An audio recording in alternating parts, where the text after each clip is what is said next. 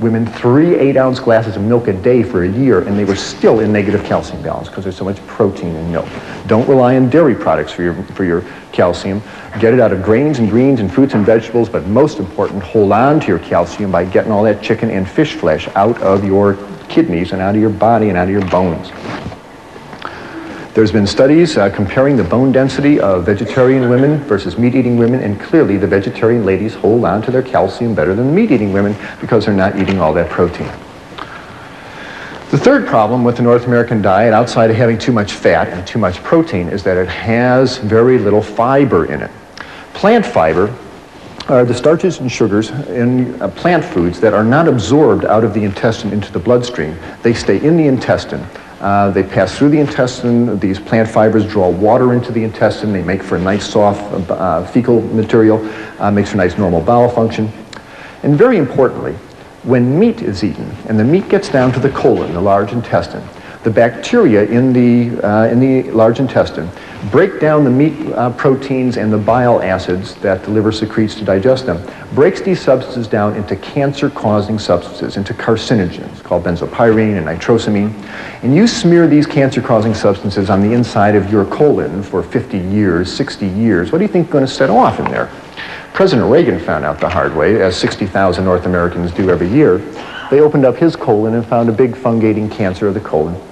This is essentially a disease of meat-eating people. You very rarely see this in vegetarian people because they're not smearing all that meat protein on the inside of their colon.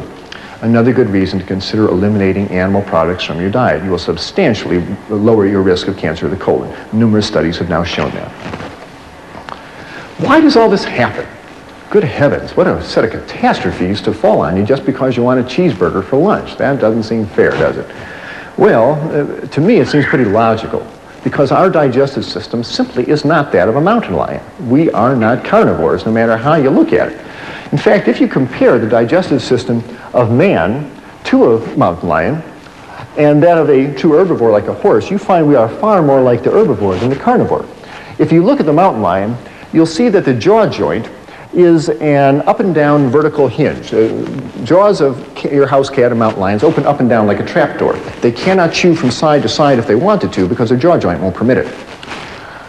Horses, antelope on the other hand, have nice sliding jaw joints that permit them to chew in a rotary motion, and that works very nicely with their flat grinding molar teeth in the back of their lower jaw, which allows them to grind up grains and greens and grasses.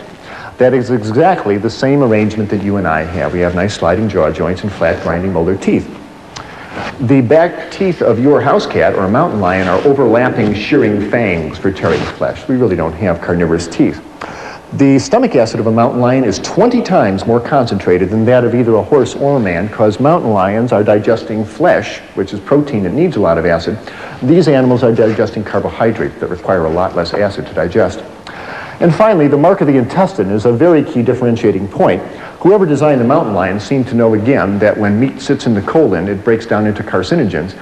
And those cats do not want that meat sitting in the bowel for very long. And on a mountain lion, the intestine is 12 feet and out. It's time to move that stuff right out. That's a mark of a carnivore. The herbivores have the opposite situation. Horses and antelopes and gazelles are chewing up plant fiber all day. Their enzymes need a long time to break down all the plant fiber. So it's in the herbivore's interest to have a great long intestine, and herbivores do, and so do we.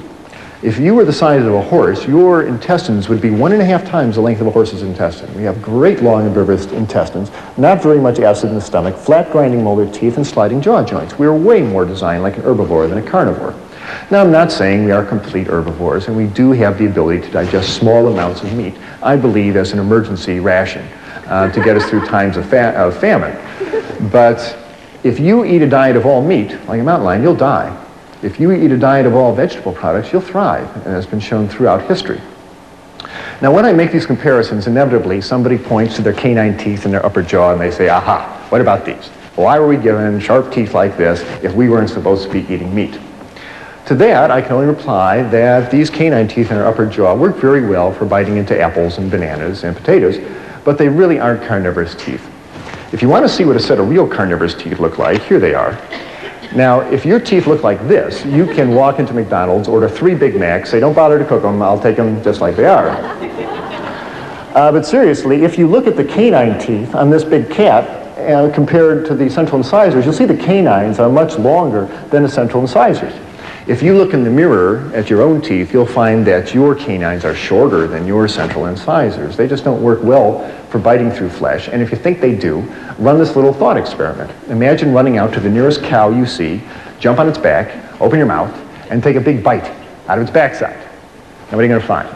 You're going to find that your mouth is very small, and that your teeth are very short, and that you can't bite through that animal's hide, let alone its muscle, and you're going to get bounced off that cow and walk away very hungry. So the effects of an animal-based diet on the human digestive system and the human body has just been disastrous. It has led to an epidemic of clogged arteries, of obesity, of cancer of the colon and the breast and the prostate gland, drains calcium out of our bone, and gives us high blood pressure. And fats on the body soak up insulin, and insulin is what you need to burn up your blood sugar. And people who are obese frequently have adult onset diabetes, and they can't handle their blood sugar. As people get leaner, their fat stores go down, that frees up their insulin, and many patients in my practice have had their diabetes go away because they get nice and lean and they've got plenty of insulin that works. And this has been my experience in my medical practice. When I saw Mr. Phillips and all that fat in his blood, and I decided to change my diet, wonderful things happened. I learned how to make a couple of good breakfasts and lunches and dinners. And I took a walk every day, and something remarkable happened in my body. First of all, and most clearly, a 20-pound spare tire of fat around my waist, which I couldn't shake, even though I was running 5 miles a day. That spare tire in 6 weeks just melted right away, and I started waking up in a nice, lean, light body, and it felt great. My cholesterol level dropped down from 220 down to 140. My blood pressure, which had been 150 over 90, dropped down to 110/70, and it felt wonderful waking up in a nice, lean, light body every day. Well, with that, I knew that there was not only a change in my life, but there was a change in my medical career happening, because there I was learning to be an anesthesiologist, and I was literally spending my day putting people to sleep. And I felt that if I wanted to be a good physician and keep people out of hospitals, it was time to help them wake up. So I had 6 months left in my residency, but I went to the head of anesthesia and said, "Sir, as much as I enjoy anesthesia, I'm going back to general practice." And I did. And I moved down to Florida, and I opened up a little clinic. But this time I was smart. In the clinic, I put in a little kitchen, because you just can't tell what people not to eat. You got to say, here's what you eat. And I had a vegetarian chef come in, and we showed people twice a week how to cook grains and make salad dressings, and we showed them breakfasts and lunches and dinners. And those people who could eat in that delicious style, and it's delicious, and take a walk every day, noticed the same wonderful changes I did. I'd have them come in the office and step on the scale and get their blood pressure checked. And as the weeks went by, this marvelous downward progression of numbers started showing up on their chart. Their weight would go down by about 2 pounds a week if they were overweight. If they had high blood pressure, the blood pressure would come right on down. If they had high cholesterol, the cholesterol level would come right on down. If they were diabetic, their blood sugars would come right on down to normal. And very happily for me, the dosage of powerful medications I had these people on for their high blood pressure and their diabetes, I could lower them right on down, and in fact, many times get them off those medications completely, including those for high blood pressure and diabetes, those pills that people are told they must take for the rest of their life. It's not that hard to get someone off high blood pressure pills. Just get all that fat and sodium, which is found in the meats and the dairy products, out of their diet, and most people's high blood pressure comes down to normal. But the best part is, they'd be walking out of the office and they say, "You know, doctor, it's nice, my blood pressure's down, it's nice, my cholesterol. You know the best part? I haven't felt this good in years. I feel light and clean, I got energy, I sleep better, my breath is cleaner, I feel good." And that just warmed this old doctor's heart no end. Medical school never really prepared me for people getting healthy, and yet there they were, getting healthier right in front of my eyes. It was really exciting to see. Now, the problems that I mentioned with meat, too much fat, too much protein, and no fiber, are common to all meats, whether it be red meat or poultry or fish. Have no illusions. Animal muscle is animal muscle, and they all have too much fat, too much protein, and no fiber. But nowadays, animals are not raised in old McDonald's barnyard out in the sunshine, so there's a whole new set of problems because the animals are raised on factory farms in conditions of tremendous overcrowding. These animals are fed grains that are sprayed with herbicides and pesticides. These are fat-soluble substances that concentrate in the flesh and the eggs and the milk of the animals. And the largest amount of pesticides and hydrocarbons coming into your diet are not those sprayed on fruits and vegetables. They come in meats and dairy products. And if you want to decrease the amount of pesticides you eat, consider cutting down the amount of animal products you eat. The animals in factory farm systems are fed tremendous amounts of antibiotics. When you feed antibiotics to animals, they grow bigger and they are less prone to infection. And half the antibiotics made in the United States, 30 million pounds of them a year, are fed to animals in their feed.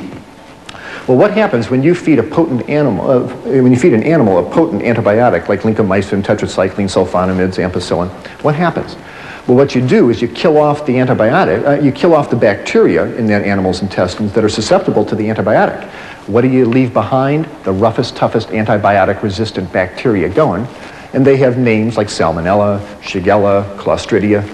You eat an underdone piece of chicken or burger with Salmonella bacteria on it, you're going to be very sorry. It rips up the lining of your intestine, gives you a bloody diarrhea. If you're an adult, it'll put you in the hospital with an intravenous going, and if you're a child, it'll dehydrate you and kill you.